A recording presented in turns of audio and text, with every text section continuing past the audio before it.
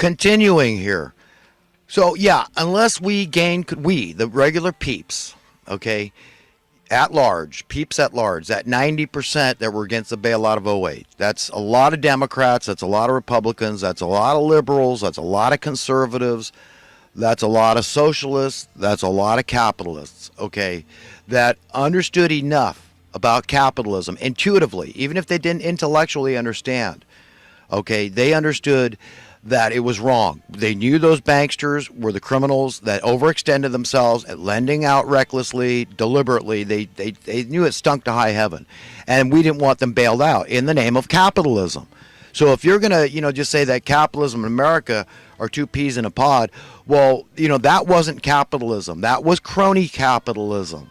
Okay, that was wrong. That was immoral. That was unethical. That was un-American. That was ungodly, okay, that bailout of '08. So start there. When you look around and you see what you call, want to make fun of them, libtards and, leftists and communists and Maoists and socialists and all this, and, how bad these people are, how stupid they are, and they've got no cause, they don't understand. I mean, just look at Venezuela, look at the failed former socialist Soviet Union, look at China. I mean, and you're right. You make great points. And the Robin Hood thing doesn't work. If that's what, wealth redistribution sounds so good.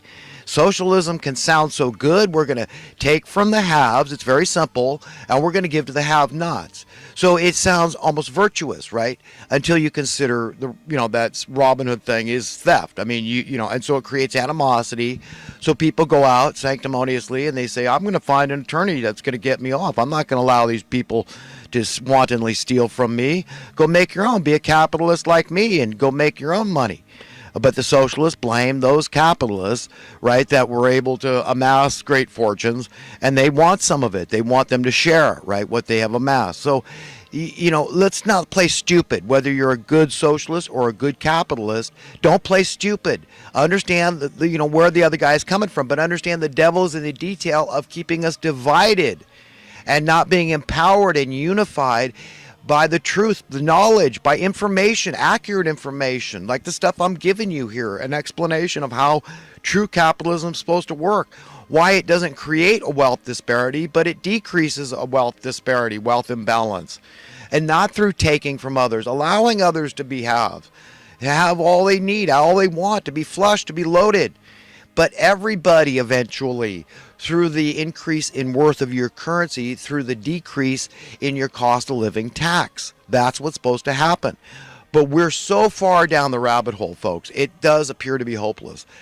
That's why I'm always saying I have very little faith in humanity being able to extricate ourselves from this mess.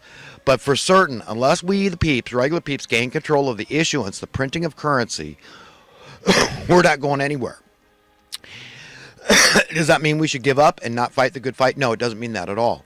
And also it has to be the right time in history. And what I mean by that is that God is involved here in the largest part. You understand? That's got to be the overriding driver in all of our hearts and minds and spirits and souls that keep us fighting the good fight, that motivate us, incentivize us, is that we want what's best for humanity. And that's how we're seeking to please God. We are seeking to please God by pleasing His children, His human beings. Whatever side of the aisle you're on here, okay, we can unite together as one in the name of prosperity being the path to freedom, which is antithetical. This is the opposite of what the evildoers want. They don't want us free. Okay, and that's exactly what the Bible is full of, this idea that the captives must and will be set free. Do you understand? If you're born beholden from birth by these money masters of misery and told that, no, there's no way around it, you cannot circumvent this tax, you can be free in any other way, the sky's the limit. Let your imagination reel on ways you can be free in America. Okay, but this one way, no, you're not going to be born financially free. It's okay that the Rockefellers were, and the Rothschilds, and the Clintons, and Bushes, and all these people have this hereditary wealth, and all these California farmers, and so many others out there, all these politicians that just give themselves raises once they drive up your cost of living, right? by legitimizing what is illegitimate. That's what they do. And their answer is always just debase your currency. So you're paying the governor's salary. So what's his answer when he drives up your cost of living tax? Okay, is just to give himself a raise. He says, well, the cost of living just went up, so I got to give myself, a raise, or else, I'm not staying even Steven even. And they want to do more than even Steven. They want to get ahead, right? They want to get richer and richer, right? So a lot of these politicians are out of touch. I'm just saying, look, these people are evil. Okay, for the most part, they're evil, whether they know it or not. That's not condemning them. I'm just pointing out that by their fruits you'll know them, and their fruits are rotten. They stink to high heaven. Call a spade a spade. You know a tree by its fruit. It's the same thing. It's like, hey, it is what it is, okay, that there is a lot of evil goings on, and a lot of people want to stay on this trajectory toward death and destruction in the abyss of this oblivion. Okay, they don't know. This is why I say these people need to be parented. That's grabbing the bull by the horn and just demanding that, look, we the peeps for once, okay, are going to get our way, and it's by the hand of God, it's by the power of God that we're going to do it. It's the only hope we have, that we're going to talk some sense in these people, say, look, this is for your own good. Under true capitalism, the rich don't have anything to fear. Okay, even if their assets drop by 95%, if your currency increases by 97% in worth, do you understand that at the end of the day, it's a net gain for everybody? So the rich get richer, okay, and the poor get to be rich. Do you understand? That is what happens under true capitalism. I know. I studied on my own. I didn't go to get some degree at Harvard so that I could be a broker on Wall Street or, be a personal banker or whatever. Okay, I did not learn economics for that. I just wanted to know why we can't solve our problems. Okay, what's going on here? What is this thing we call capitalism?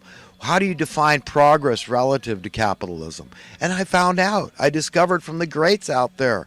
And at the top of that list is a man named Adam Smith. And in his book, The Wealth of Nations, you understand about resources, about assets, and what the single greatest asset of every nation is. It's its workers, a willing workforce. Okay, not slaves, but people that go out there because they want to be productive.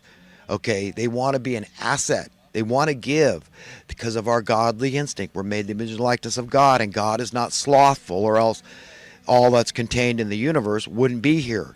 He didn't do it because he was lazy, and we have that same instinct to want to go out and serve each other. Do you think that they want you to figure that out, these evildoers? That the system would work? Okay, that's it. If you and everybody else on the face of the earth was born with hereditary wealth, with a silver spoon in your mouth, the system could not break down, because you and I have a godly instinct, okay, to keep it going, because we appreciate a well-functioning machine like the civilized society, the wheels of society that take care of everybody, the weak, the infirm, the disabled, the elderly.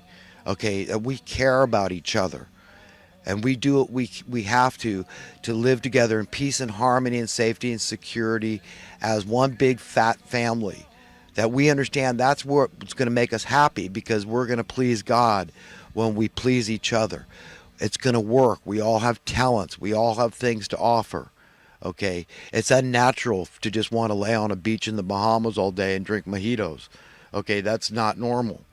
Okay, that is abnormal. But if somebody psychologically feel a need for whatever reason, they got to sit on their pity pout and just, lick their wounds for a while. That's none of our business. Everybody is equal in that sense, equally free. We don't all have to have the same amount of numbers, and there's going to be a lot of inequality. I mean, not everybody wants to live in a 10-room mansion, okay, or 50-room, whatever floats your boat. A lot of people like small. I mean, that's it. It's more cozy. I mean, look, that's just the way it is. That equality doesn't have to mean all the same. It certainly doesn't mean you lose your individuality, but it just means you're born equally free.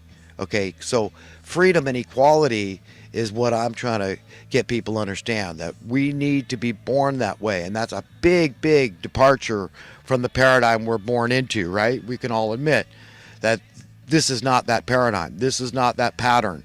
The pattern is you're told from birth, just like your parents were, yes, you've got this unavoidable tax. It's called the cost of living. those things you absolutely need to survive, to continue to exist: food, shelter, water, energy needs. And without them, you will perish. Okay, so if you don't please the money masters above all else, remember, that's your God now. Your God is to please, to bring them, pay homage to them. Bring them your offerings. And it's about dollars. Satan's ambrosia. Bring me some ambrosia. Go out there and produce ambrosia. Put your talents to work for me to feed the beast, right? So those that are paying the most taxes, that are most entrenched in the establishment, feeding the beast the most, they're keeping it strong and alive. And blaming, see, the devil's in the detail, and then he's told them to blame the weak ones in society that aren't, being able to crack the nut anymore. They're weak. They can't reach the bar anymore. They're not capitulating the social Darwinian paradigm enough, the rat race, the dog-eat-dog scene out there, and that they deserve to die, and they deserve to be ridiculed and derided and villainized and demonized for being poor. They're immoral. There must be something wrong. They're on drugs. They're drunks. They're lazy. One excuse after another, for why that the poor deserve to be poor, and it's their fault in this whole welfare industry. And you shouldn't feed the squirrels. You're just gonna, you're gonna make them unhealthy and weak. Okay, when we all know who caused the problems here, who's causing the poverty? Cloward and Piven strategy. This is by design, by a plan. It's being engineered. Okay, they want people poor. They don't want people free. You understand? And the way you take away their freedom is by creating large swaths of poor, desperate people. Okay, this is it, man. This is it. And you convince other people that they're just so high and mighty and they're better, and those other people deserve what they get, and they're not conforming and complying and capitulating enough to this system, and they're stupid, and they get their just desserts. They made their bed, let them lie in it. It's all their fault. And it's just more and more division in the land, and the devil's in the detail, man. And I'm just telling you, it's ungodly. The entire system is rife with fraud and evil, and we're down the rabbit hole badly, and we're going to need God's help. There's no way on earth we're going to extricate ourselves of our own weak, feeble, impotent human devices. Okay, there's no way. It is going to be the literal hand of God. It's going to be the literal Spirit of God empowering regular mortals, human beings, to do it. And it's going to have to be the right time in history. And even if it wasn't the right time, even if this isn't it, maybe it's not. Maybe it's just going to get worse and worse and worse, and we're going to keep descending into a hellish third world status, and California is going to lead the way as the guinea pig state, and you're going to see these 100 square foot coffin apartments going up, and they're going to be charging rent for that, and it's going to look like the worst of internment camps out there. It's going to be, it's just miserable. It's just horrible. And they're going to make sure that you're old enough to get Social Security, so they can take a chunk of your Social Security out of that check to pay for a house that doesn't have any plumbing, doesn't have any electrical, no amenities, that you got to use a communal, we're going the route of China or something, right? They're trying to make the landing, as soft as they can because it's in the public eye. The optics, they don't want to, they would if these elitists at the top who want to save the earth, they want to get the earth down to 500 million people, they would just send us off to FEMA death camps if they could get their way. They write openly about this. We need huge swaths of people to get so miserable that they lose their will to live, and they willingly march off to get, a death vaccination and just go off into the sunset as some, altruistic being that to save the earth for the greater good, that you killed yourself. So they would love to have 95% of the people to do this, so they don't have a carbon footprint anymore. So, it's not your fault anymore that the earth's being destroyed by human activity, because you're not here to destroy it anymore. So you're a savior. You're God's servant, the God of this world. And these people are big fat hypocrites, because they're burning up a hell of a lot of more fossil fuels and have a much bigger carbon footprint than the poor people, but yet who are they going after? They're evil. There's no debating that there's some very evil, bad actors at the top of the heap. Do I blame Donald Trump? No, I don't. I think he's a good guy that saw the light. He has a relationship with the Lord. He knows the Bible now, and he knows that God's not impressed that he's a multi-billionaire and that he wants to serve the people because that's how he wants to serve God. And he understands that the path to happiness is through freedom, and the path to freedom is through prosperity. And the best thing we could do for other nations is to set a good example here. So charity begins at home. He's right. This is what we need to do. Okay?